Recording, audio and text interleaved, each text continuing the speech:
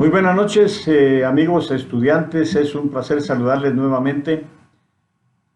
Vamos a darle seguimiento al curso de lógica jurídica. Espero que todos estén en casa bien y que el curso, tal y como lo estamos desarrollando, pues pueda realmente ser un apoyo, un soporte para el progreso de nuestro curso, para los conocimientos de ustedes y por supuesto para cumplir de una manera adecuada con el programa de nuestro curso. La noche de hoy vamos a entrar a hablar, a exponer, a explicar la clasificación de los conceptos jurídicos. Ya anteriormente hablamos de los conceptos, pero hoy hablaremos de los conceptos jurídicos. Para eso tenemos una clasificación y en este sentido tenemos en primer lugar los conceptos jurídicos desde el punto de vista de los objetos a que se refieren. Es decir, hablando de objetos en términos abstractos y en términos muy generales. Pero ya en derecho y en conceptos jurídicos, el inciso A, que aparece acá en nuestra diapositiva, se refiere a los conceptos lógicos jurídicos. En principio vamos a decir que estos conceptos lógicos jurídicos son aquellos que precisamente se forman, aparecen, ya existen en nuestro cerebro.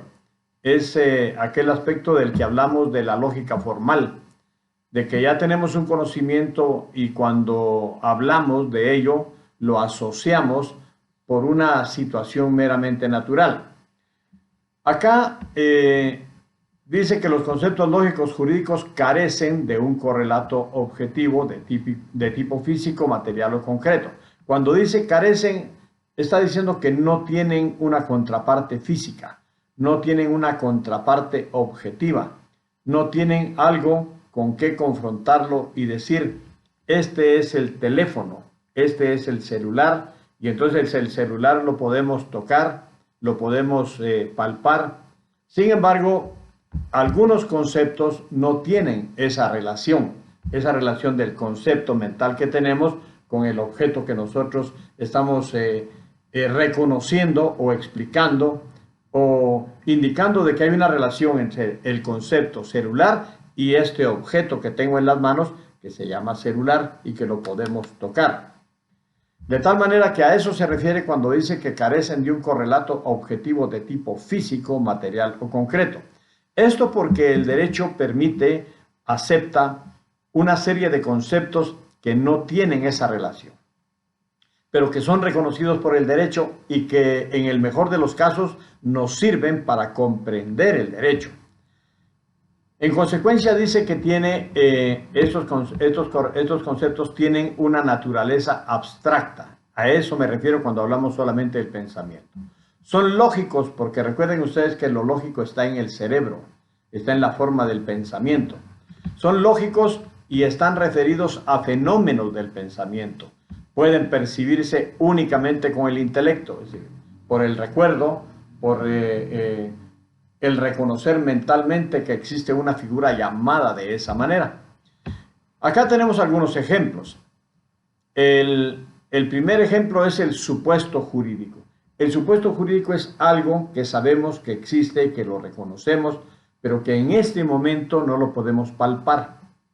Es decir, en la norma, por ejemplo, dice, quien diere muerte a una persona. Ese es el supuesto jurídico.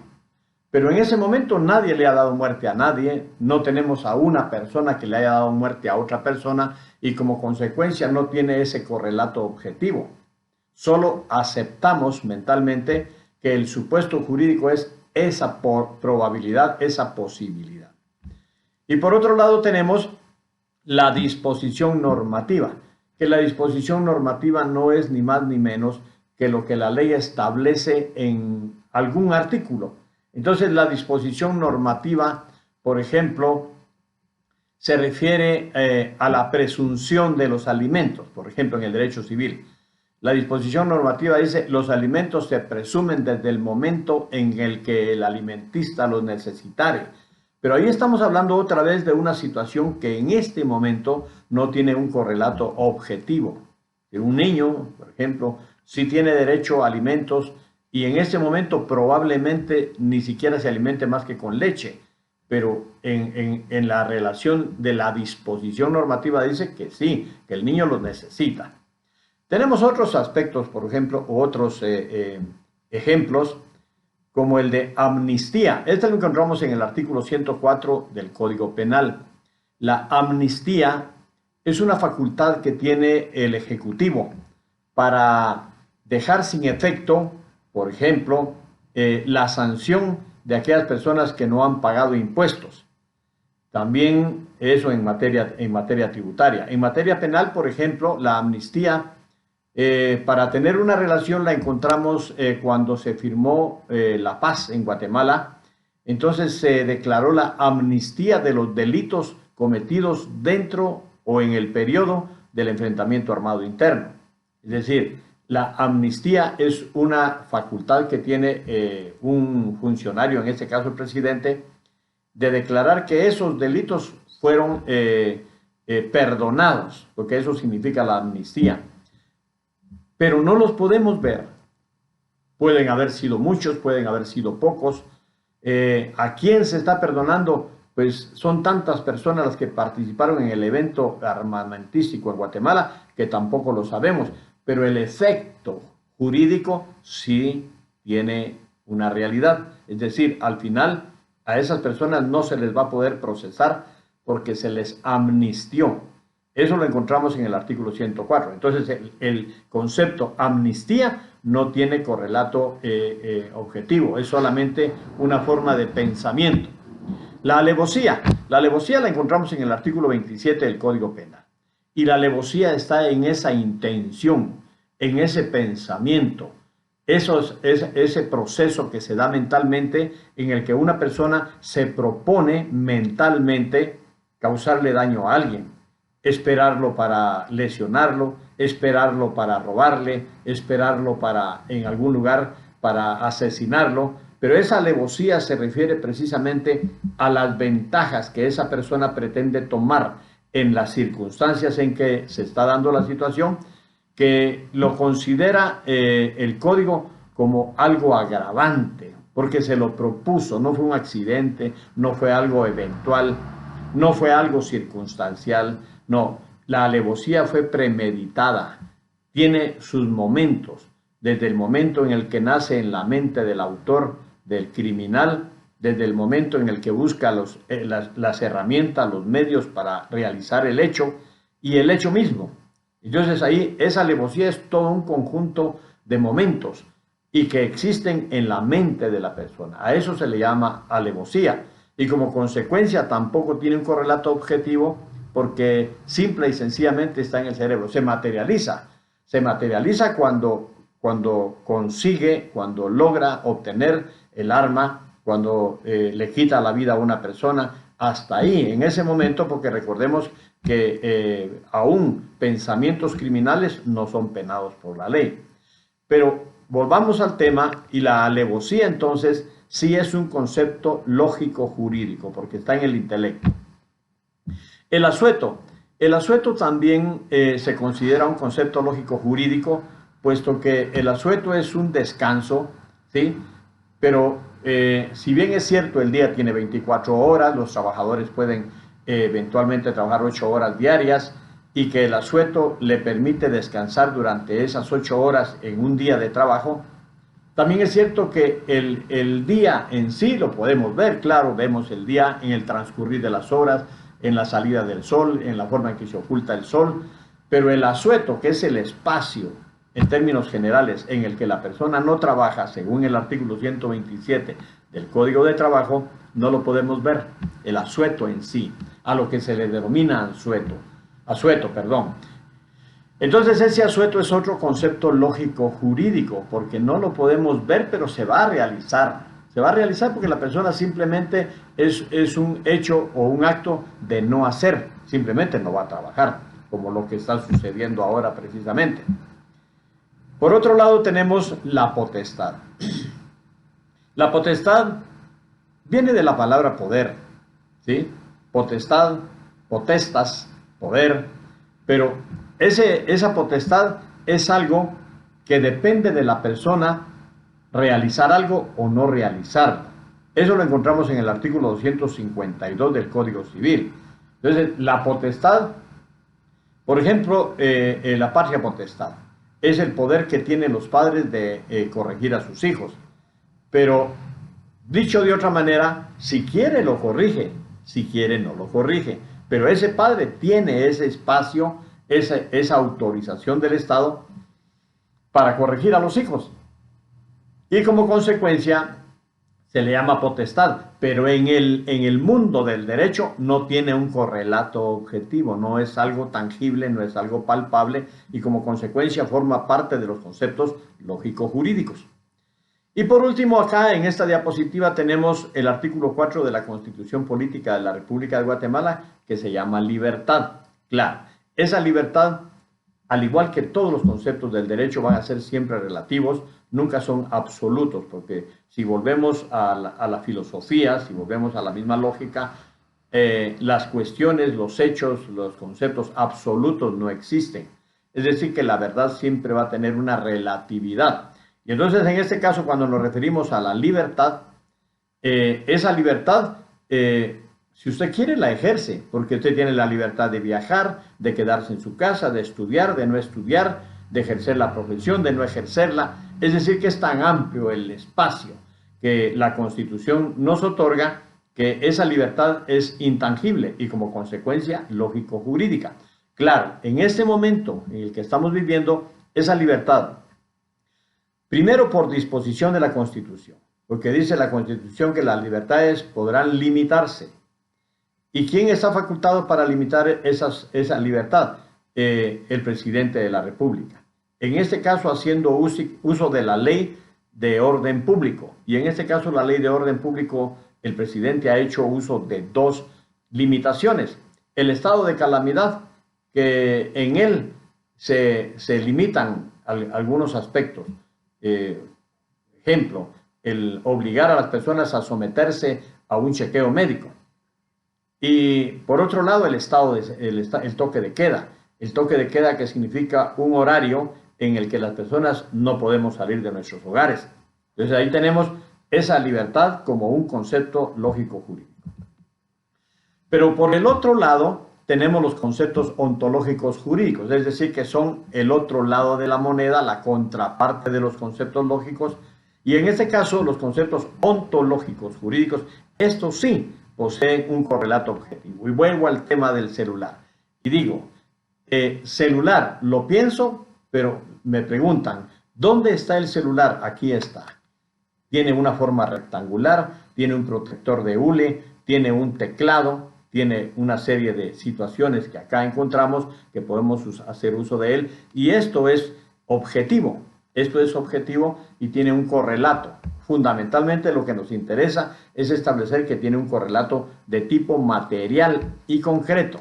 Bueno, entonces, al igual en el derecho, tenemos algunos ejemplos de esa relación jurídica, hecho jurídico. Por ejemplo, la relación jurídica se da entre sujetos.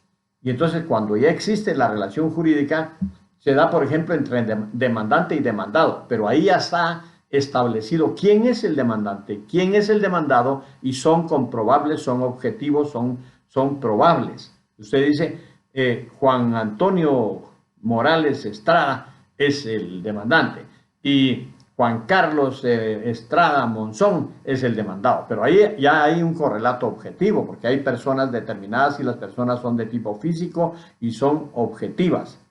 Es algo objetivo. Y el hecho jurídico lo podemos ejemplificar, por ejemplo, valga la expresión, cuando decimos aquí está el expediente de un proceso, el expediente 4228-075 de 2020. Bueno, ahí tenemos un expediente y vemos una cantidad de hojas, una cantidad de documentos, y ese hecho se llama hecho jurídico porque aún con una relativa voluntad de las partes, pero ellos no quisieron formar el expediente. Al final se formó el expediente. Los expedientes pueden ser pequeños, pueden ser grandes, pero el hecho fue que la voluntad de esas personas fue formando el expediente hasta llegar a una sentencia, por ejemplo. Pero ahí tenemos un correlato objetivo, porque es todo ese conjunto de documentos que forman un expediente, porque es de un caso en particular. Sin embargo, en el artículo 144 del Código Penal nos habla de la lesión, pero la lesión sí tiene un correlato objetivo, porque si nosotros vemos a una persona en una riña, le quiebran una mano, un dedo, y nosotros sí podemos probar y establecer con claridad que el dedo existe y que está fracturado. Aquí hay una lesión. La lesión puede ser de una tibia y peroné, la lesión puede ser en un ojo, pero también puede ser mediante arma blanca en el abdomen, pero sí lo podemos probar, sí lo podemos ver. Entonces hay algunos conceptos en las leyes y que me gustaría mucho que nos refiramos o que recordemos que todo esto que estoy platicando acá con ustedes se refiere a la ley, porque estamos hablando de conceptos jurídicos. Busco muchas veces explicar esa relación con otros objetos como este, pero me interesa mucho más que nos ubiquemos dentro de lo que los conceptos jurídicos nos dicen. Entonces aquí tenemos la lesión. Y entonces en el artículo 193 de la Constitución Política de la República de Guatemala habla del ministerio. Pero ojo, el ministerio en realidad hay que tener mucho cuidado porque podemos en un momento determinado entenderlo como algo lógico, porque decimos eso sí existe, lo vemos así en el pensamiento, pero si nosotros vamos a, por ejemplo, a la ciudad de Guatemala, decimos, mire, aquí está el Ministerio de Educación, hay un edificio, en primer lugar. En segundo lugar entramos y decimos, mire, este es el despacho del ministro, y sí, existe y lo podemos ver y lo podemos probar. Pero finalmente decimos, mire, y este señor que está acá es el ministro. Aquí estamos hablando del ministerio en particular como un conjunto de personas, de bienes que forman parte de esa organización administrativa que el Estado utiliza para ejecutar sus políticas. Política económica, política financiera, política en salud, política agrícola, política educativa. Pero esos ministerios son comprobables, ¿sí? El artículo 2 del Código de Trabajo se refiere al patrono. Aunque el término es muy general, porque más adelante vamos a ver otras clasificaciones para hablar un poco de lo plural, de lo singular. El patrono, si bien es cierto, es un concepto muy pequeño en este caso que se hablaba de patrono y que cuando vimos la pirámide de Kelsen dijimos que mientras más corto es más extensivo, es el concepto. También es cierto que sí es ontológico jurídico. Porque en una empresa no todos son patronos, solo uno es el patrono. Y a ese patrono sí lo podemos identificar y sí lo podemos palpar, de tal manera que es un ser humano que tiene esa calidad. Pero el patrono en un juicio, por ejemplo, de carácter laboral, al decir patrono no va a venir todo el aparato administrativo de una sociedad, de una empresa, no, va a venir una persona. En el peor de los casos va a venir su representante legal, porque hay formas de hacerlos hacer valer la representación, pero el patrono existe. Eso es lo que quiero que veamos. En el derecho laboral, el patrono es una persona que sí tiene un correlato objetivo. Pero hay otro que es el artículo 442 del Código Civil y que sí se refiere a los bienes. El término bien es bastante amplio, pero igual, vamos a decir que este es un bien y es un bien que el Código lo clasifica como bien mueble, porque dice que los bienes muebles pueden trasladarse de un lugar a otro sin menoscabo de ellos mismos o del lugar donde se encuentran ubicados. Entonces aquí tenemos un bien mueble. Esta laptop en la que yo estoy utilizando para dirigirme a ustedes, igual es un bien mueble. Pero el edificio donde yo me encuentro es un bien inmueble.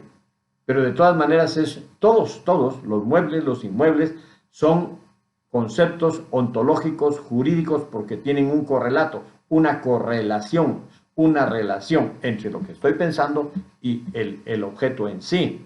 Tanto el teléfono, tanto la laptop, tanto el edificio, son ontológicos, jurídicos. Ahora bien, el siguiente inciso nos refiere desde el punto de vista de su extensión. Estamos hablando del concepto. Entonces ahora el concepto en la ley En la ley lo que hay es una redacción. Hay una redacción de conceptos, de juicios, y entonces la lógica jurídica nos es útil precisamente para comprender esa cantidad de conceptos que están escritos y que algunas veces debemos tener el cuidado de saber hasta dónde llega el contenido de esos conceptos. De tal manera que por su extensión pueden ser singulares y dice que están referidos a un objeto o fenómeno único. Tanto los objetos como los fenómenos no son precisamente reproducibles ni todos son iguales. Por ejemplo, el motor de un automóvil, recuerden que tiene número de serie, número de motor, número de chasis, pero en el motor, ubiquémonos en el motor, tiene un número de motor. Ese número hace que ese no sea igual a otro, ¿sí? Entonces, en este caso es singular porque es únicamente ese motor. No van a haber dos más. Motores Toyota de 1500 centímetros cúbicos, habrán miles, millones, pero con ese número de serie, no ese número de motor, solo ese. Entonces ya en un ejemplo, en el derecho, propiamente en el derecho, hablamos de un delito de robo cometido por Juan López en Quetzaltenango el 2 de enero del año 2017. Ahora, fíjense bien, el concepto se amplía y lo dijimos antes, mientras más se amplía el concepto, más singular es a quién nos estamos refiriendo o a qué nos estamos refiriendo. Porque aquí nos estamos refiriendo a un robo y robos pueden haber muchos. Pero el robo cometido por Juan López ya lo hace más singular, si me permiten el término. Y si decimos que ese robo cometido por Juan Pérez se realizó en Quetzaltenango, entonces lo hace todavía más singular.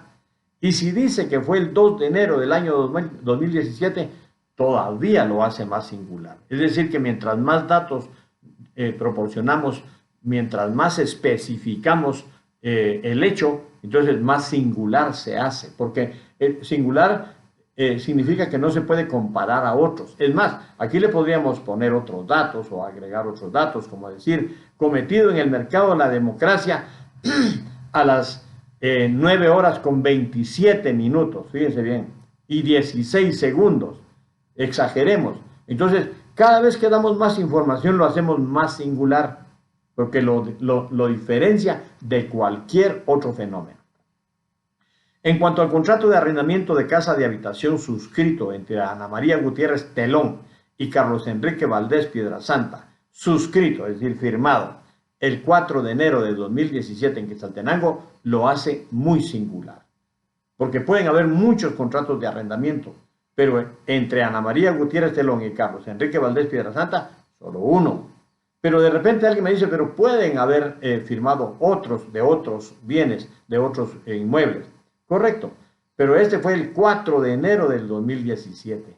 Y me dicen, pero ese mismo día arrendaron 2 inmuebles. Entonces le vamos a agregar, y dice, contrato de arrendamiento de casa de habitación suscrito entre Ana María Gutiérrez Telón y Carlos Enrique Valdés Piedrasanta, suscrito el 4 de enero del año 2017 en Quetzaltenango, en la oficina del notario Juan Fernando Estrada González, a las 15 horas con 16 minutos.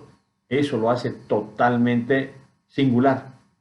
Entonces, la singularidad en el código también aparece cuando habla precisamente, por ejemplo, en el artículo 209 del Código Civil encontramos la apelación de la sentencia del juicio oral.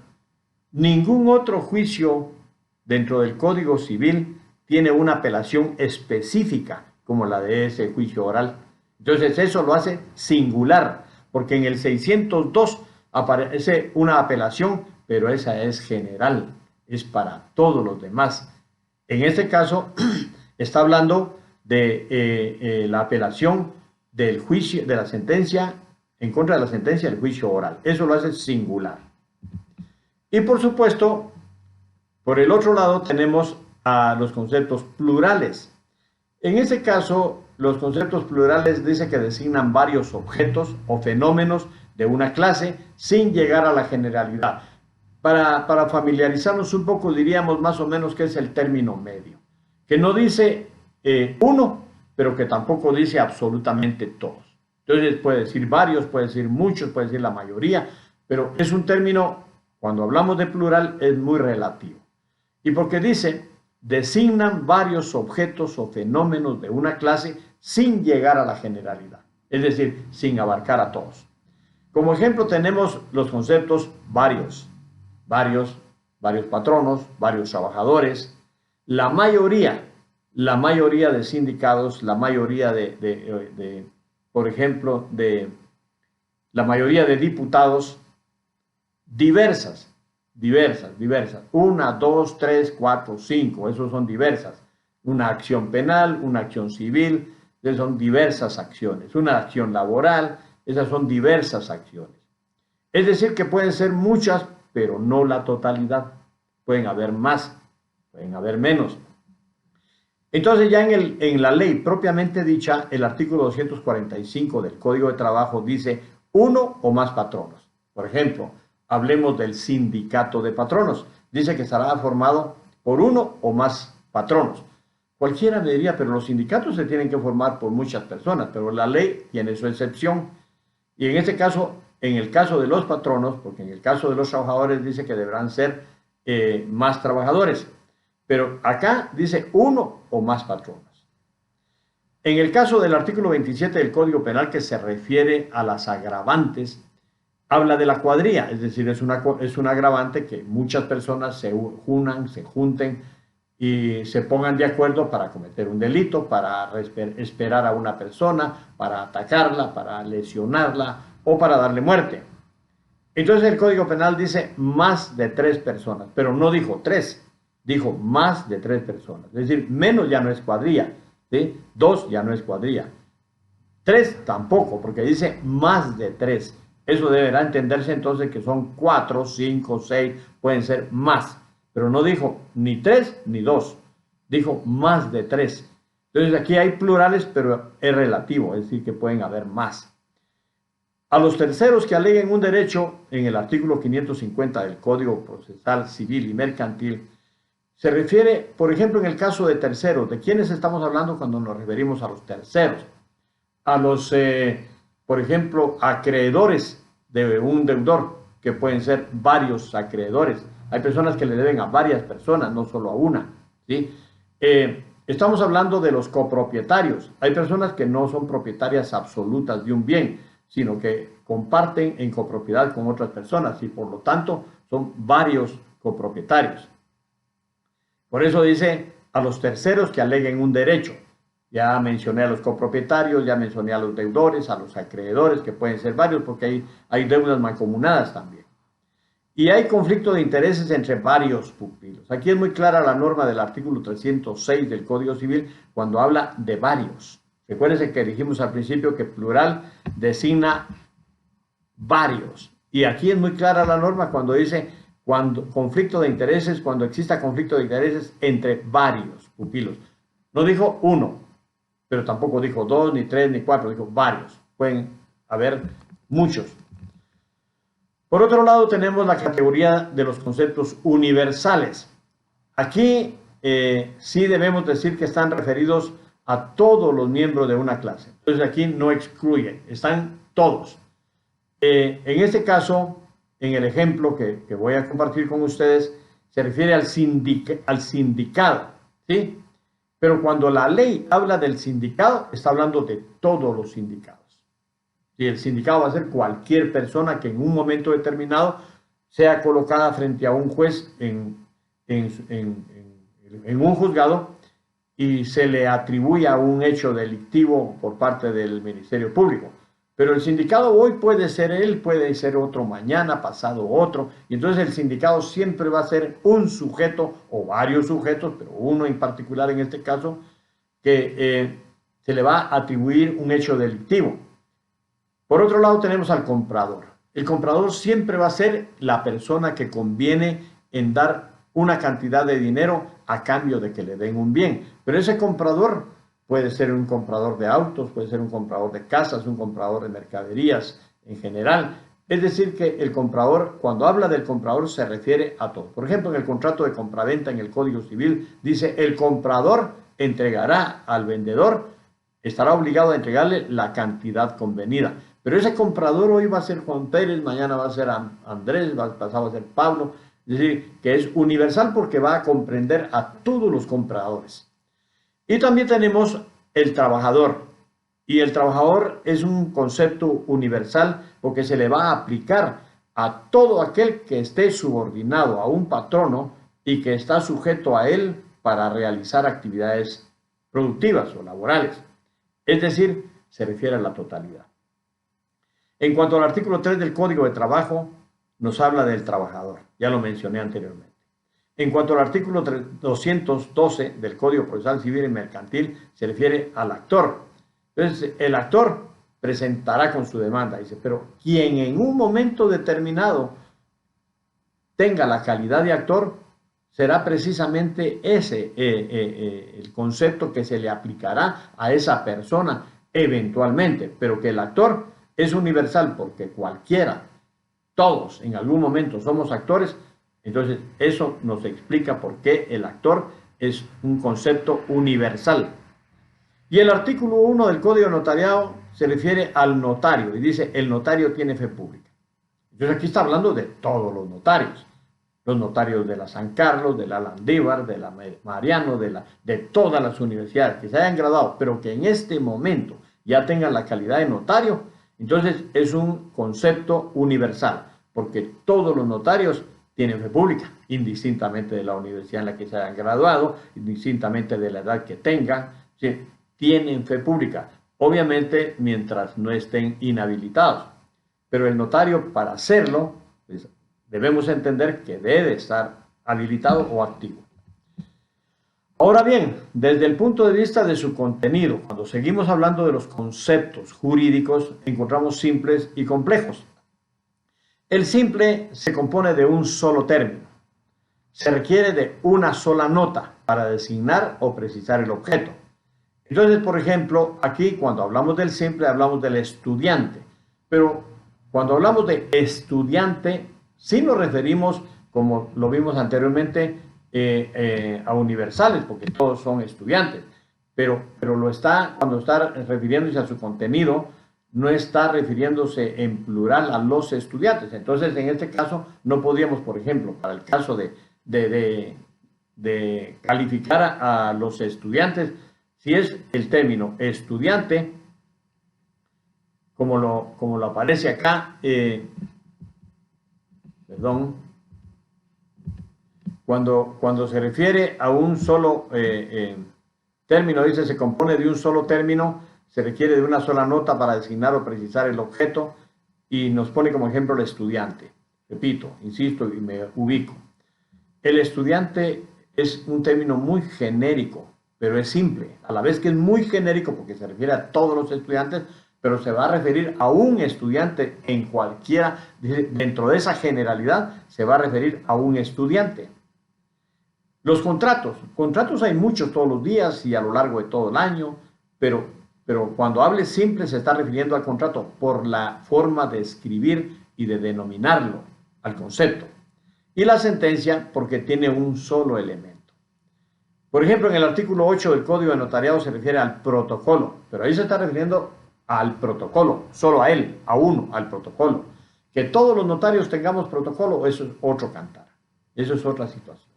Pero en el protocolo, por ejemplo, el artículo 8 dice que el protocolo es la colección ordenada de escrituras, matrices, actas de protocolación y razones de legalización de firma que el notario autoriza de conformidad con la ley y otros documentos que incorpora. Entonces aquí tenemos al protocolo, porque se está refiriendo a él, no a los protocolos de todos los notarios, sino al protocolo, a ese conjunto ordenado de escrituras matrices. Entonces no es lo mismo decir el protocolo que los protocolos de los notarios. Eso es otra relación totalmente distinta.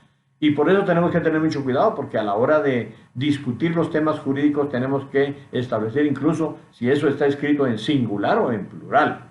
Entonces aquí en el Código de Notariado, en el artículo 8, dice el protocolo. Entonces se está refiriendo a la institución jurídica llamada protocolo. No se está refiriendo a los que todos los notarios tienen en su oficina. Esa es la diferenciación que tenemos que hacer.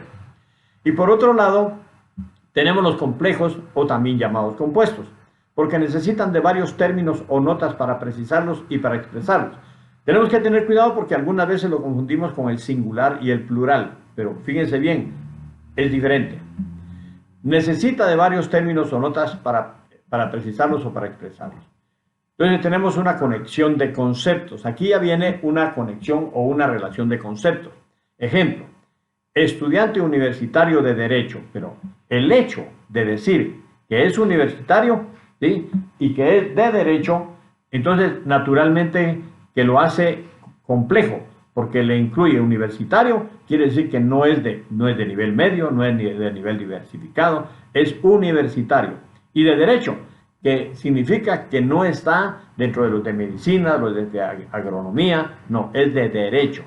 Entonces, es complejo porque utiliza, 1, el concepto estudiante, 2, el concepto universitario y 3, el concepto derecho. Y en la ley vamos a encontrar así algunos conceptos también, que vamos a ver a continuación. El contrato de compraventa a plazos. Aquí hay varios. Contrato, compraventa, plazos. Sentencia penal. Sentencia penal. Eso lo hace complejo.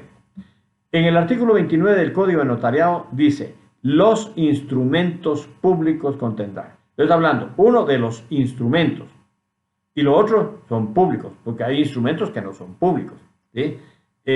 O en este caso debe entenderse por complejo porque está formado de 2 o más términos. Aquí tenemos los términos instrumento y público. Por otro lado están desde el punto de vista de sus relaciones recíprocas. Ya vimos en las categorías de la dialéctica y en las leyes de la dialéctica que todo está íntimamente relacionado. Entonces no podemos aislar a nada en la vida. El inciso A nos dice compatibles, que tienen una esencia idéntica. Es decir, lo mismo tiene este que lo mismo tiene este, pero muchas veces tienen un nombre distinto. Sin embargo, para esto algunas veces lo debemos entender como un sinónimo. Y dice, los conceptos se pueden designar de diferente forma, porque el idioma español además es muy amplio, pero su significado es el mismo, por lo cual también se les conoce con el nombre de conceptos de naturaleza equivalente, o sea, es lo mismo. Si bien sus términos son distintos, cuando habla de términos se está refiriendo al concepto, se refieren al mismo objeto o fenómeno. Ejemplo, derecho subjetivo. El derecho subjetivo lo tenemos en la mente y es muy personal, que es igual a decir ejercicio potestativo, pero en la ley en unas partes aparece derecho subjetivo y en otras aparece ejercicio potestativo, pero debemos entenderlo que tienen una esencia idéntica y por lo tanto son compatibles. Por otro lado, encontramos el término o el concepto delito, que es compatible con la transgresión a la ley penal, porque delito eso significa transgresión a la ley penal. Y entonces en algunas partes de la ley solamente dice transgresión a la ley penal, pero eso debe significar delito. Es decir, que se consideran sinónimos. El artículo 54 del Código de Notariado llama a un instrumento legalizaciones, pero en el 57 del mismo cuerpo legal le llama auténticas. Y entonces las legalizaciones y las auténticas son sinónimos, son compatibles, significan lo mismo, aunque se escriban diferente. Y por otro lado tenemos los incompatibles. Estos encierran un contrasentido. Estos no los encontramos en la ley, o algunas veces quizá, pero realmente es mucho más difícil encontrar incompatibles, porque encierran un contrasentido. Es imposible que se den al mismo tiempo. Ese es el conflicto. Ejemplo, no puede decirse que hay un deber jurídico, porque el deber jurídico es optativo, de cumplimiento potestativo, ¿sí? El deber jurídico es obligado por la ley y el cumplimiento potestativo queda a la voluntad de la persona. Repito, el deber jurídico en la ley está y establece, por ejemplo, en el artículo 263 del Código Civil habla del deber que tienen los hijos de guardarle respeto a los padres. Ese es un deber jurídico porque está en la ley y porque como consecuencia es jurídico. Pero dice de cumplimiento potestativo, pero no se podría decir eso porque entonces decía es un deber que la ley está diciendo que se debe hacer, pero se lo deja al criterio de la persona, tendríamos que decir cuando hablamos de cumplimiento potestativo, y eso no es posible. O sí lo hace o queda a voluntad de la persona.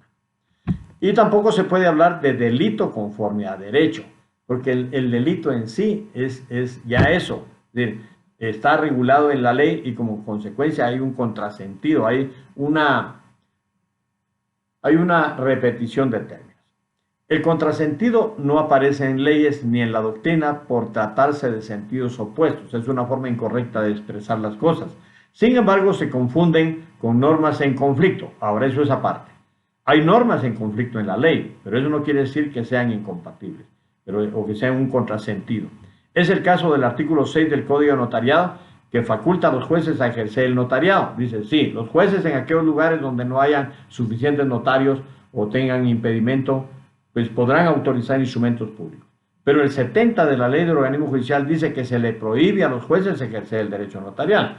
El conflicto aquí tiene una solución, porque las dos normas están vigentes. Una no anula la otra. Sin embargo, el conflicto radica en que si el notario del artículo 6 autoriza una escritura en esas circunstancias, pues el instrumento tendrá validez.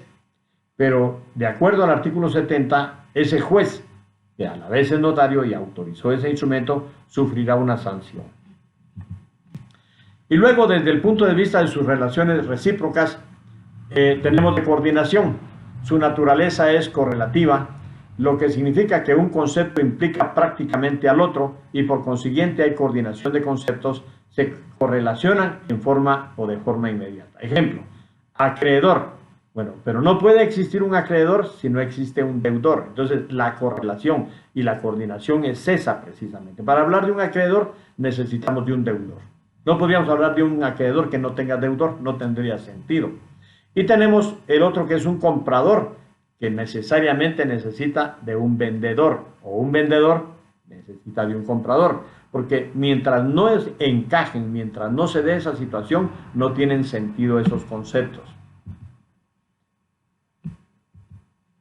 Acá, hasta acá vamos a dejar el día de hoy el tema de lógica jurídica, donde nos habla desde el punto de vista de sus relaciones recíprocas. El tema es un poco más extenso. Vamos a dar tiempo para que ustedes lo vean, lo analicen, para que planteen a continuación sus dudas a través de la comunicación que hemos mantenido y también estén pendientes de las tareas que se les van a asignar, que a partir de esta semana sí ya tendrán una puntuación. Así es de que me da mucho gusto saludarles, espero que estén bien, pues vamos a cuidarnos todos en salud y espero que muy pronto nos volvamos a ver en la universidad. Así es de que tengan todos muy buenas noches.